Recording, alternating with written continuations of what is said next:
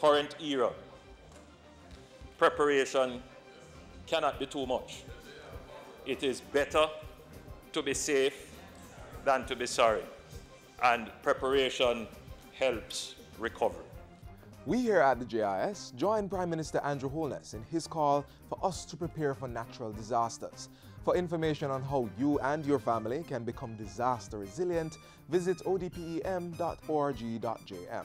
Our magazine program starts with a word of advice, after which the top news stories of the day will be brought to you.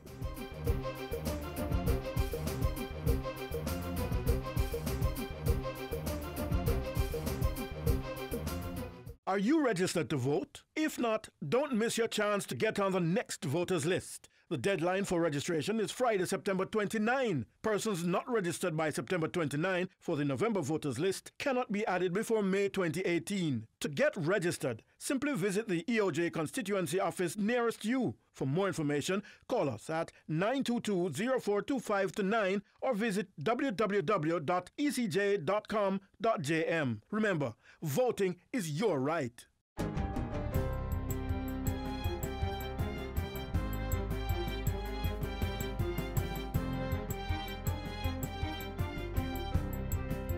Good day, I'm Carrie Ann Smith and this is your JIS News for Tuesday, September 25.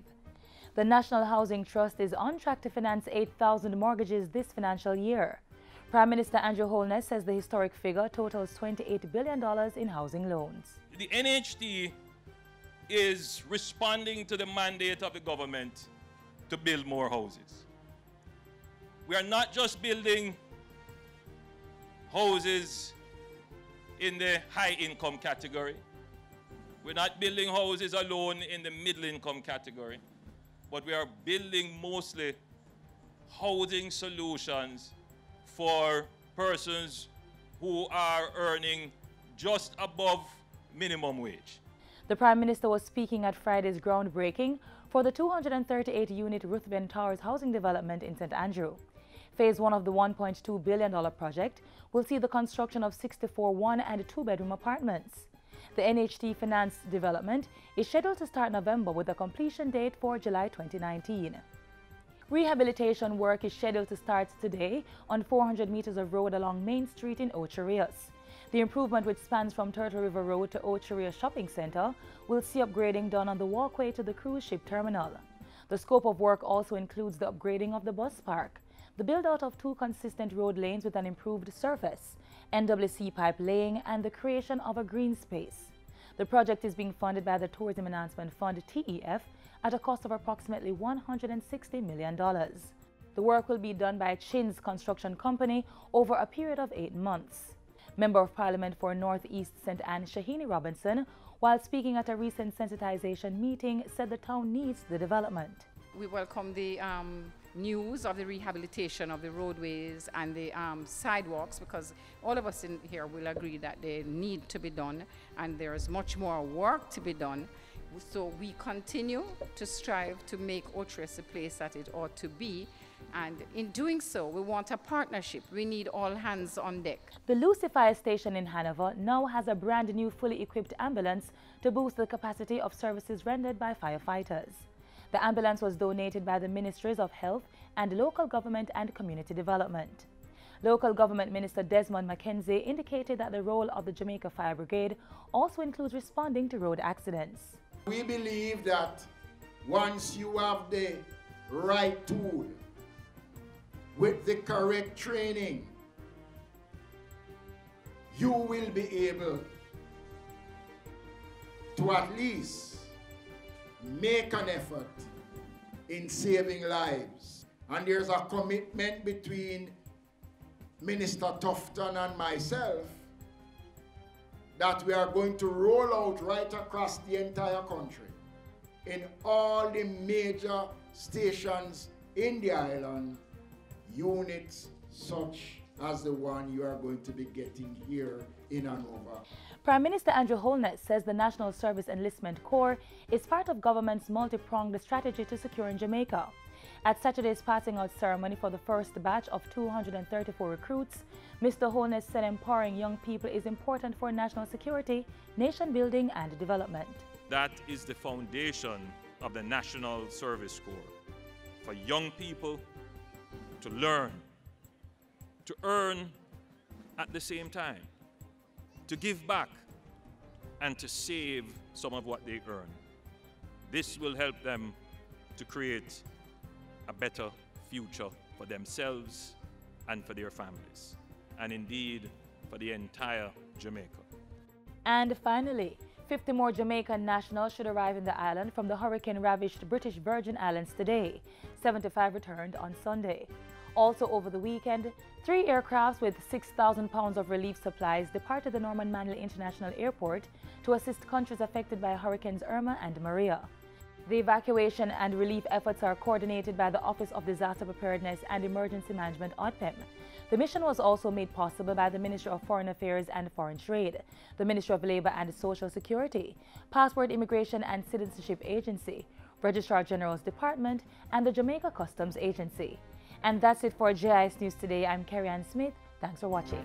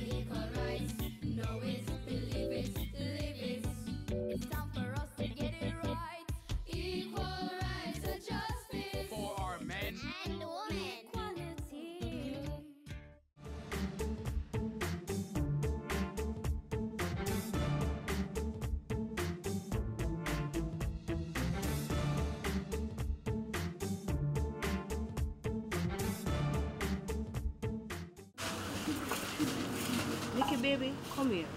You understand, so I have to send you guy your auntie so you can go to school and turn out better than me.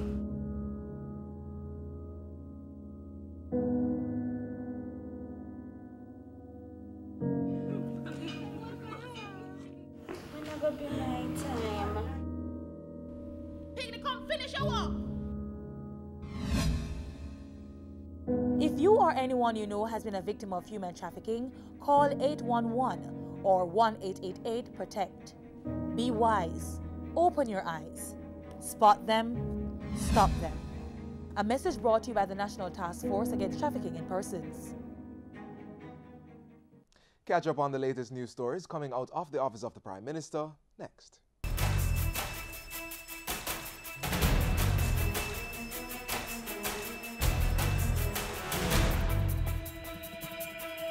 Prime Minister gives update on country's performance, brings development plans to Barbican, and pledges aid to Caribbean countries affected by Hurricanes Irma and Maria. You're watching Jamaica House Weekly. I'm Lorraine Mendez.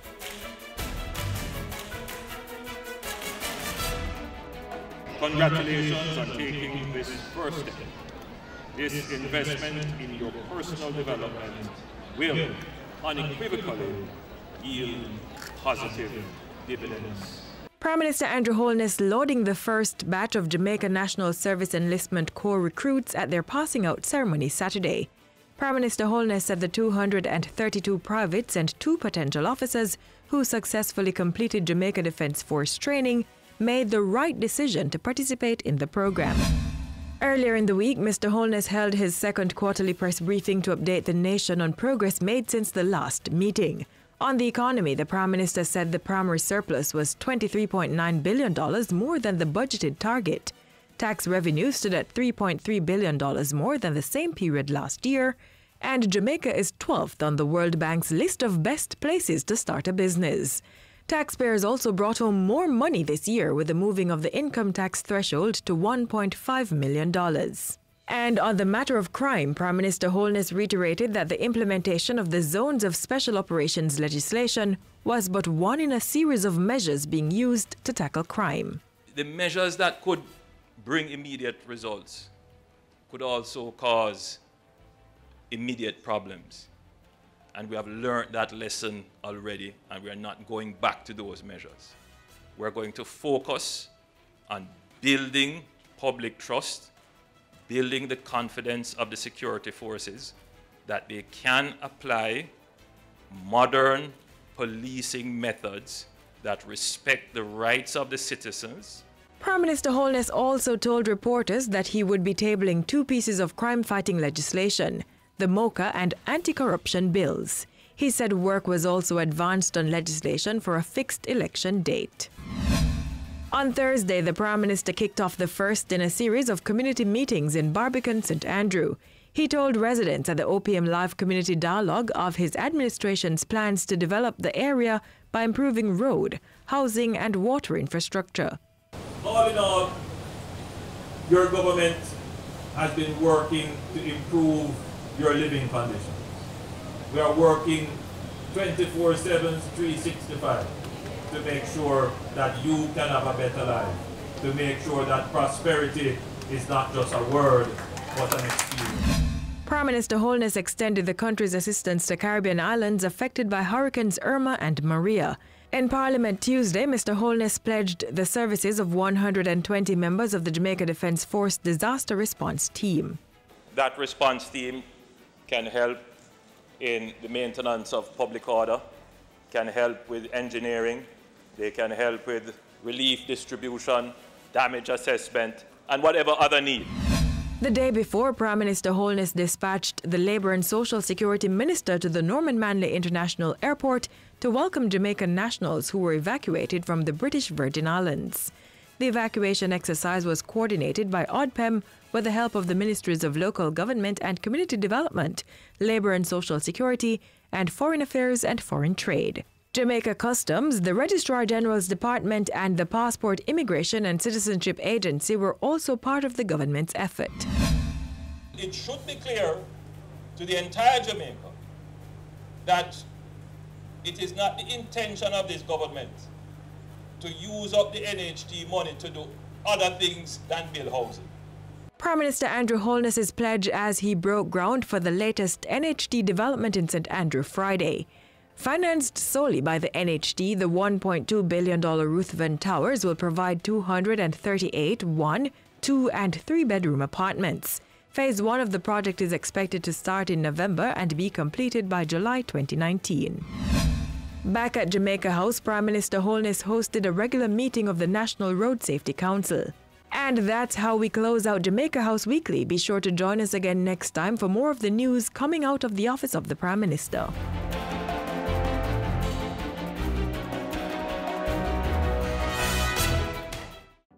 Want to know the law pertaining to renting a house? What about the procedure if you're arrested? Or what is defined as corruption? Then click on the Ministry of Justice website.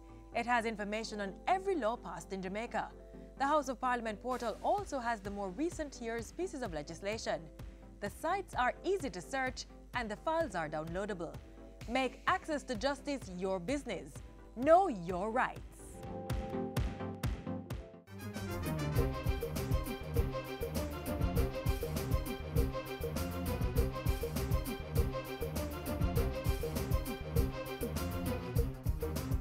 No, son. A verb is an action word. Parents need to become more involved in their children's education. Parents are the first and in many cases the most important teachers. Read with your children. Review their schoolwork. Visit their school. Tapping and rapping and slapping, I said. Nice. High five. Woo! A good education will never decay. Government is staging its inaugural GIS User Conference on October 10 and 11 at the Jamaica Pegasus Hotel. The conference is expected to highlight how GIS can be used to maintain national security and public safety. But what exactly is GIS? It's all around us. It influences how we work, learn, live, play, and plan for the future.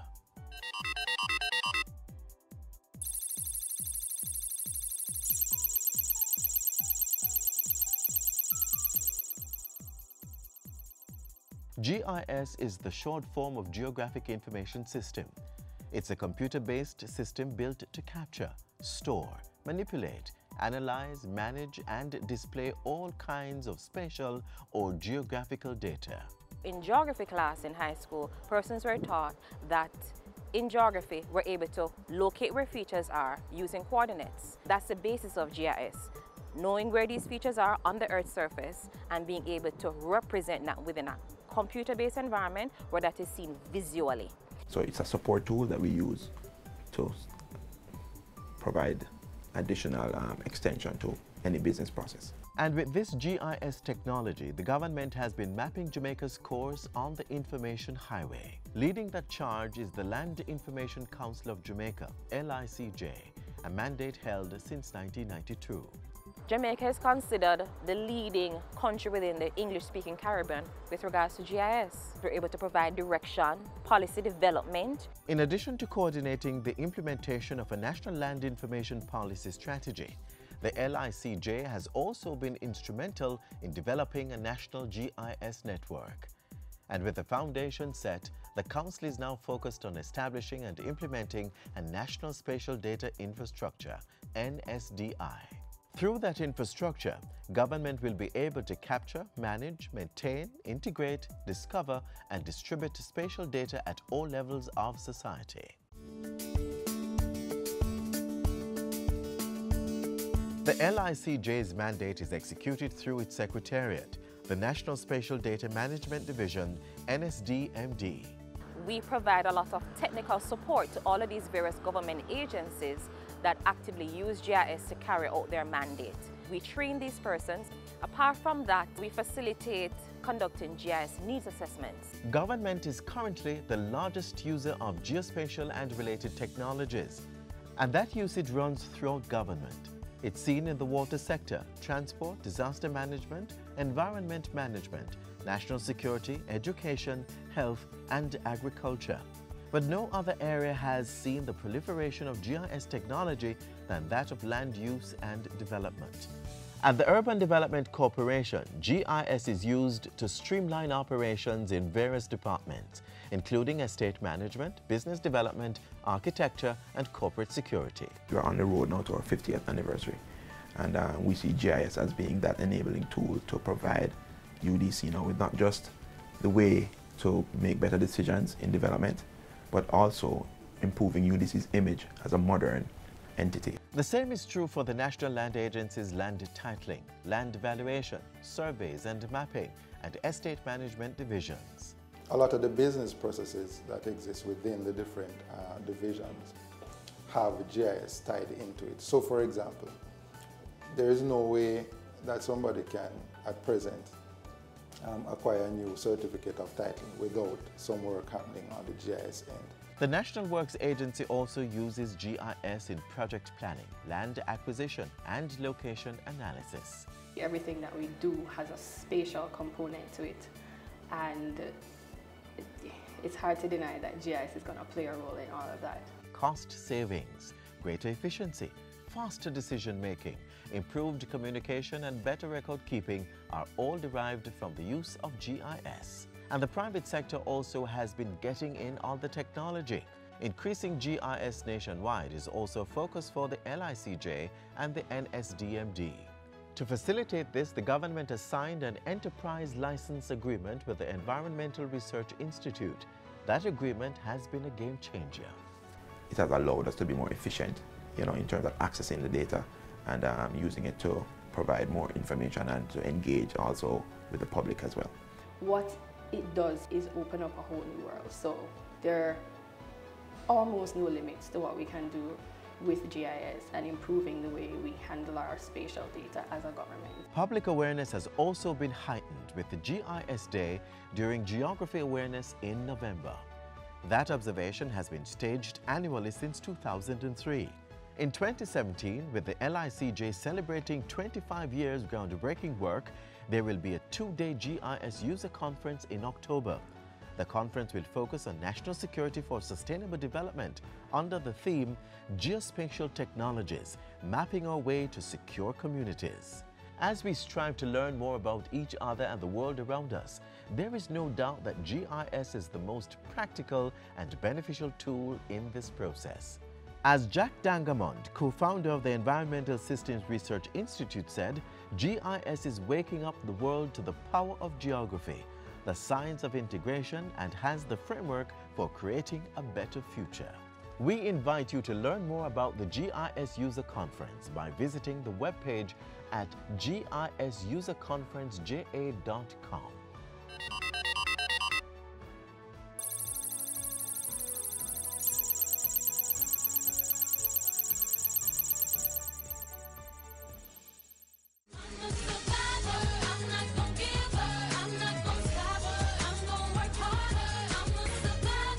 On June 25, 2012, Jamaican sprinter Novleen Williams-Mills was diagnosed with breast cancer. In that same year, she finished 5th in the 400 meters at the London Olympics and won a bronze medal in the 4x400 meter relays.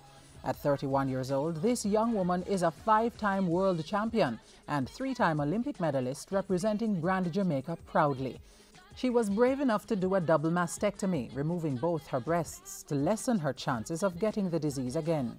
In recent times, Williams-Mills is bravely speaking out to stress that early detection is what saved her life and to educate people that breast cancer is no respecter of age, fitness, or talent. More important, she wants people to know breast cancer can be beaten.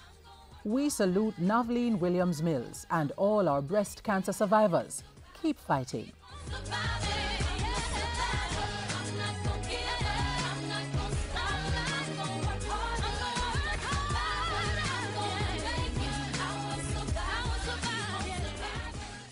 The Ministry of Economic Growth and Job Creation has joined forces with the Office of the Prime Minister to stage a series of community meetings called OPM Live.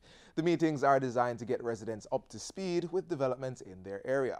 The first stop was made in Barbican, St. Andrew, where government has begun work to improve traffic flow. Minister Horace Chang tells us more.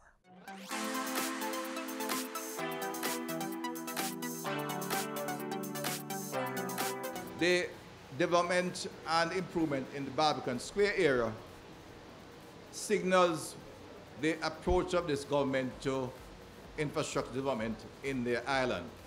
In fact, the ministry that was created, the Ministry of Economic Growth and Job Creation, was designed to pull together the relevant agencies that you could coordinate and plan activities in a very structured way for the development of the country.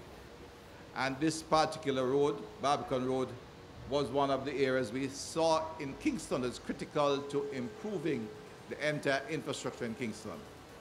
The basic government policy is that we will create both the regulatory framework and the infrastructure foundation for the economy to grow, and the private sector that will drive that development as we establish this framework.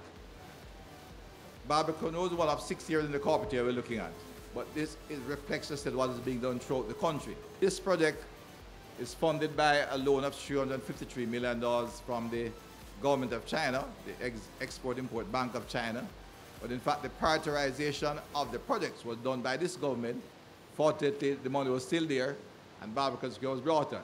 As indicated, water and housing and planning is part of the ministry, and that the Water Commission will be ensuring that the pipes that need to be changed and the sewer collector system that need to be established will be established before the road is paved. We have finally introduced a major program to reduce what we call non-revenue water, which is really designed to reduce the leaks in the carpet here, and therefore means you'll have a more reliable water system, and we don't have to increase the water rate that fast, because we will be able to restore to the system that was leaking out.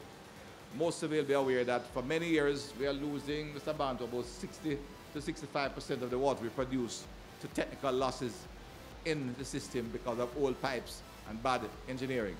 That is being corrected, and that's why you'll notice all over Kingston you'll see pipes being dug up, and we expect, with not quite finished by this December, but by the next Christmas, you not only have an outstanding road traffic system and management system in the carpet area, but you'll be what we term in water drought resilient, because by then, with the conclusion of that non-revenue water project, costing some $46 million US, it's good money, you will not have to suffer the problem you suffered in the dry season of water lockouts. And I mentioned those to bring to you as taxpayers and residents in the community, the carpet area, that this government's objective, I said, is to spend borrowed money on taxpayers' money and foundational projects, projects that will provide the infrastructure framework for growth and development and brings the prosperity we look for. So when there is congestion and there is up traffic, you not only have reduced production by virtue of the traffic congestion and the time you take to get to work, but it reduces the incentive of private sector to invest and bring about the kind of jobs we want.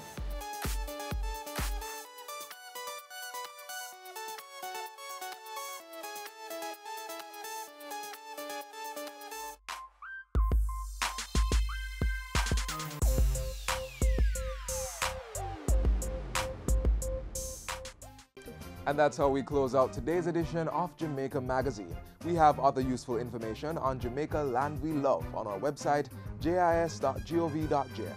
We also maintain a strong social media presence, so be sure to like us on Facebook, subscribe to our YouTube page, join us on Twitter, and download our mobile app that's Android and iOS compatible. On behalf of the entire team here at the JIS, I'm Theodore Henry. Thanks for watching.